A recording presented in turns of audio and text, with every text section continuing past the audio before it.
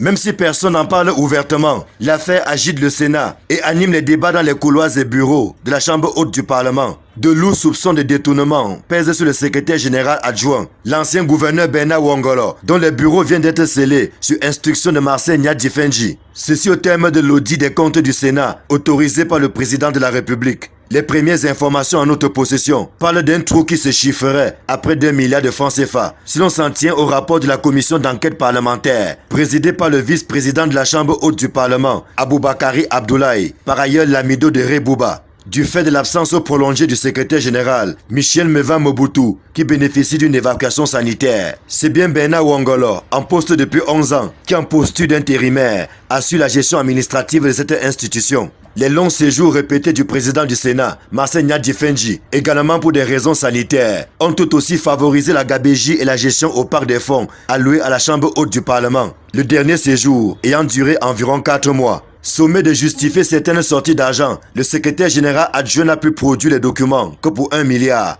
Et pour l'autre milliard pourtant consommé, les enquêteurs ont cherché en vain les traces de l'utilisation qui en a été faite. L'agent comptable du Sénat, dont les bureaux ont également été scellés, ne serait pas étranger à ce que beaucoup qualifient déjà de scandale financier, au vu des irrégularités constatées. Le rapport qui fait état de la disparition de la somme d'1 milliard des caisses du Sénat est déjà sur la table du président de la République, en attendant éventuellement que des poursuites judiciaires soient engagées à l'encontre des personnes visées. Bien que ces bureaux soient scellés, Bernard Wongolo, dont certains proches y voient un complot visant à le déloger, n'a pour l'instant pas été démis de ses fonctions. Mais ce dont on est sûr, c'est qu'il est tombé en disgrâce devant le président de la Chambre haute du Parlement, Marcel Nyadji-Fendji.